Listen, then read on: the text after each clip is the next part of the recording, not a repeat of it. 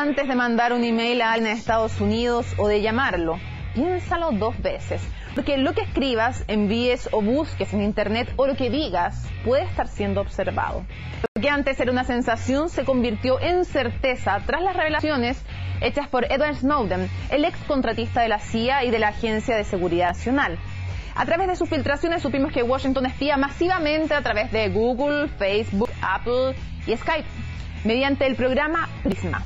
Snowden, que hizo explotar esta bomba desde Hong Kong, está hoy en el área de tránsito del aeropuerto de Moscú, pero sus revelaciones han ido más lejos, desde registros de las llamadas dentro de Estados Unidos hasta lo que sucede en las embajadas de 38 países, entre ellos Chile. Todo es parte de esta red de observación. Mientras el de ciudadanos, la sorpresa, al menos en parte genuina. A nivel de las naciones, evidentemente, el escándalo tiene mucho de hipocresía, salvo tal vez respecto de la magnitud de lo espiado. El resultado es que 2 hombres muy distintos están igualmente complicados, Snowden y Obama. Uno afirma que tarde o temprano será encarcelado. El otro debe lidiar con la imposibilidad de traer de vuelta a un hacker de 30 años, como Obama lo llamó, lo vulnerable que demuestran ser sus servicios de inteligencia y la mancha de haber mantenido inalterables prácticas que se creían exclusivas, la guerra contra el terrorismo de Bush. Como telón de fondo, el conflicto entre libertad y seguridad. ¿Poseen un mínimo de validez democrática estos métodos de control? ¿No tenemos derecho los ciudadanos a sabernos vigilados y decidir si consentimos? Tal vez una de estas preguntas rondó la mente Obama cuando hace unas semanas visitó Berlín y vio carteles que no eran de bienvenida. Pancartas que no decían "Yes, we can", sino "Yes, we can". No decían "sí, podemos", su lema de campaña, sino "sí, espiamos". Comienza Cable a Tierra.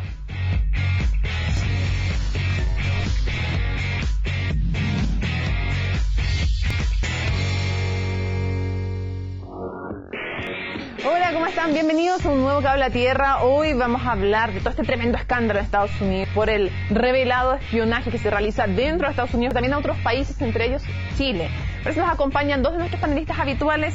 Sergio Molinas, Sergio, gracias por estar con nosotros. Él es analista internacional y además, por supuesto, académico de la Universidad Diego Portales. Gracias por acompañarnos. Gracias a ustedes. Una más estamos con Robert Funk. Robert, gracias por estar con nosotros. Gracias a ti. Doctor en Ciencia Política y director del Centro de Estudios de Opinión Pública de la Universidad de Chile. Bienvenidos. A ver, ya había bastante escándalo en Estados Unidos porque se supo que 100 periodistas de la agencia AP eran efectivamente escuchadas sus conversaciones por teléfono. Luego nos enteramos a través de The Guardian que se le había pedido también a través de la compañía de teléfonos Verizon en Estados Unidos espiar las llamadas. Y finalmente viene la tremenda revelación a través de Washington Post que con el sistema Prisma se estaba viendo a través de las redes sociales todo prácticamente el intercambio de información, pero no solo como se suponía hacia Estados Unidos y desde Estados Unidos, sino que intra Estados Unidos. Quiero preguntarles quién es Edward Snowden, este hombre, Robert, que sabemos que tiene 29 años, sabemos algunos datos de él, y que fue quien finalmente revela esta tremenda bomba de información. Lo que sabemos es que un joven norteamericano, cosa que no es menor, porque eso lo diferencia, ¿no es cierto?, el caso Assange, que no es un ciudadano de Estados Unidos, que por distintos motivos se especializó, por un momento estuvo en Irak en la guerra, después salió de ahí y se especializó en informática. Sí, se rompió las piernas. Sí, del ejército. Así es. Y se especializó en informática y consiguió trabajo en distintas agencias vinculadas, siempre agencias vinculadas con seguridad y con inteligencia. La CIA, la Agencia Nacional de Seguridad, luego subcontratista de una empresa privada. Hasta que finalmente entró a una empresa, a una subcontratista y ahí es donde, desde ahí es donde empezó a participar en este programa y finalmente tomó la decisión de hacerlo público. Y de hecho el 2007 es la CIA la que lo destina a Ginebra y es en ese momento, según él, donde se desencanta de todo el sistema norteamericano cuando ve el no límite que tenía todo el programa de espionaje hacia otros países y dentro de Estados Unidos. Antes de ver la nota que nos cuenta justamente cómo se llega al escándalo que estamos viendo hoy, ¿qué podríamos contar? ¿Qué fue lo que reveló esencialmente Edward Snowden, Sergio? Tengo la impresión que lo más importante es que nos ven todo, sobre todo en las redes sociales, que es distinto al espionaje tradicional, donde se trataba de, y sabemos que existió y existirá por siempre, sino que en este caso se almacenaba toda la información disponible, sobre todo en los Estados Unidos, en otros casos era menor, en otros países, pero que esa información se almacenaba por un tiempo y durante ese tiempo tenían la posibilidad de utilizarla sin ningún tipo de otro filtro. Yo creo que es importante diferenciar esto del caso, por ejemplo, de Wikileaks, como decía Robert. En el caso de Assange, lo que Assange hace, sobre todo al principio, después ya va a cobrar otro rumbo, pero al principio lo que hace es más bien una tarea casi periodística, ¿verdad? Hace un acuerdo con El País, con Guardian, con el New York Times, y lo que hacen es difundir algo que un soldado de la inteligencia le pasa, y más bien en este caso Snowden es el topo de inteligencia, es el personaje que hace, y por eso es sustancialmente distinto. A Assange lo persiguen por un caso policial y no por un caso de espionaje. En cambio a Snowden lo están persiguiendo con todo el poder de los Estados Unidos. Dicen que lo persiguen por el tema de... Por supuesto, pero porque no tienen la posibilidad de... No pueden decir directamente que lo que hay detrás también es eso por un lado, pero por otro lado que haya revelado, que es puente para revelar los secretos. Por supuesto. Los invito a que revisemos justamente una nota que ha preparado nuestro equipo de La Tierra sobre cómo se llega desde que se revela el escándalo hasta hoy. Todo el mundo puede ser objetivo de la Agencia de Seguridad Nacional. Yo mismo, sentado en mi escritorio, podría haber espiado sus conversaciones y habérselas pasado a un juez federal. Con esas palabras, Edward Snowden pasó de ser un perfecto desconocido a uno de los fugitivos más buscados por Estados Unidos. No habían sido días tranquilos para Washington. Menos de un mes antes, la agencia de noticias Associated Press había denunciado que el gobierno había espiado a sus periodistas por informar actividades de contraterrorismo en Yemen. Este episodio ya había abierto el debate sobre la seguridad nacional y la privacidad. Esta fue una filtración muy seria. Está entre las 3 más peligrosas de la historia, si no, la mayor. Puso a los norteamericanos en peligro, los puso en peligro. Tratar de saber quién estuvo detrás quiere acciones muy agresivas.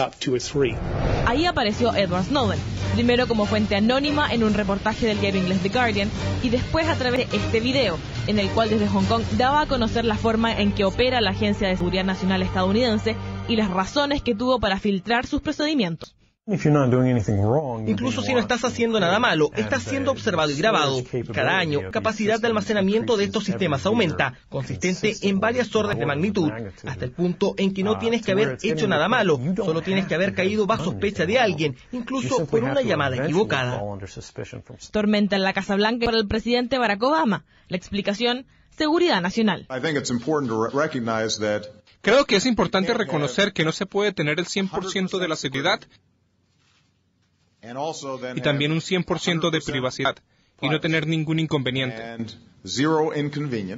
El inicio de una larga historia. El gobierno de Estados Unidos solicitó a Hong Kong una orden de extradición para Snowden el 2 de junio, pero un día después el ex analista de la CIA abandonaba la isla y viajó a Moscú. Desde ahí se desencadenó una crisis diplomática mundial que está lejos de terminar. Sofía Brink, CNN Chile. Bueno, Sofía nos da un completo resumen de cómo se llega a la situación de hoy con Edward Snowden en el aeropuerto, en el área de tránsito del aeropuerto de Moscú.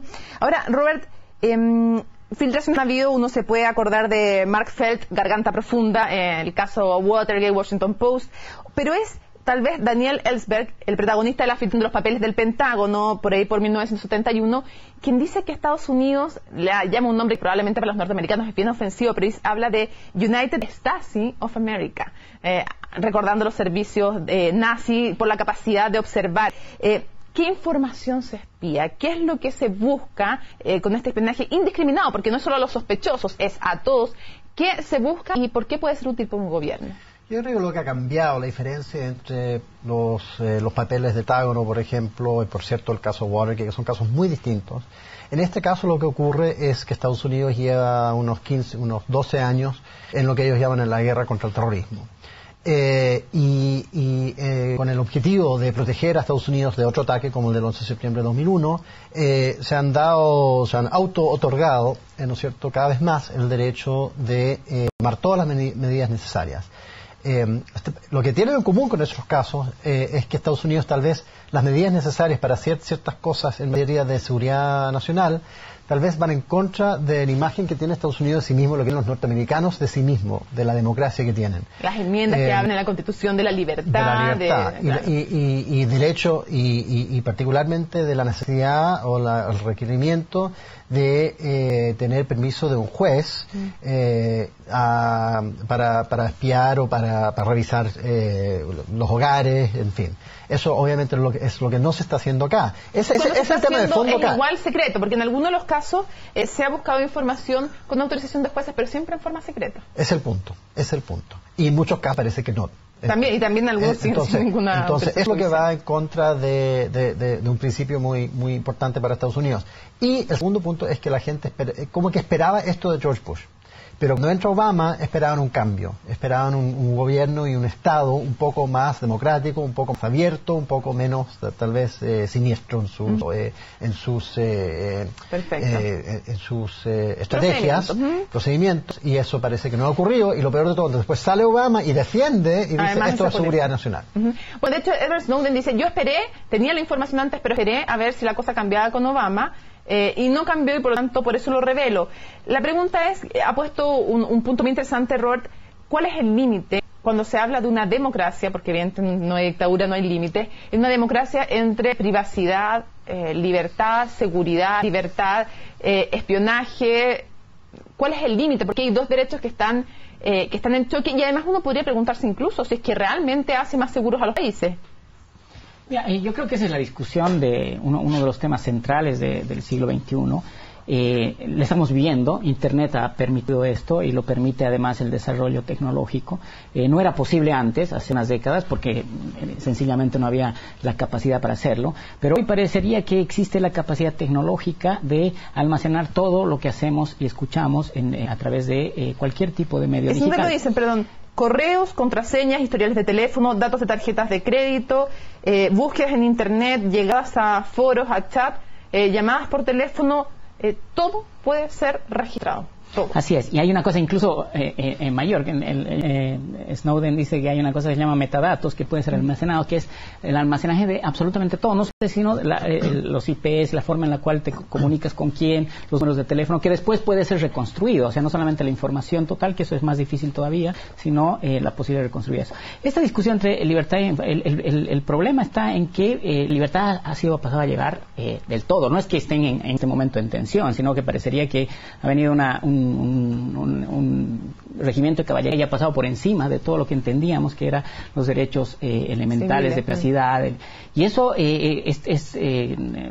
acordémonos también del Gran Hermano, en la cual nos miraban y nos veían a todos. Oye, que sus ventas han aumentado en un 6.000% en Amazon. Así es, pero si no, es un libro ya que tiene 50 años, no sé cuántos años tiene, pero muchas décadas, y sin embargo esto es aún mayor que eso, porque el Gran Hermano, había espacios en los cuales vos podías eludir al Gran Hermano, hoy no. Entonces ahí hay un problema. Yo no quiero justificar a Snowden, yo creo que incumple una serie de leyes, se asocia con países que tampoco tienen un historial democrático y de defensa de libertad de expresión. Él dice, yo lamento que claro, esos son los problemas, ¿no? En ese sentido no es un héroe, pero yo creo que esto va mucho más allá del propio Snowden, ¿no? Vamos a hacer una pausa y al regreso vamos a tratar de analizar cuáles son las consecuencias en las relaciones con otros países de este escándalo.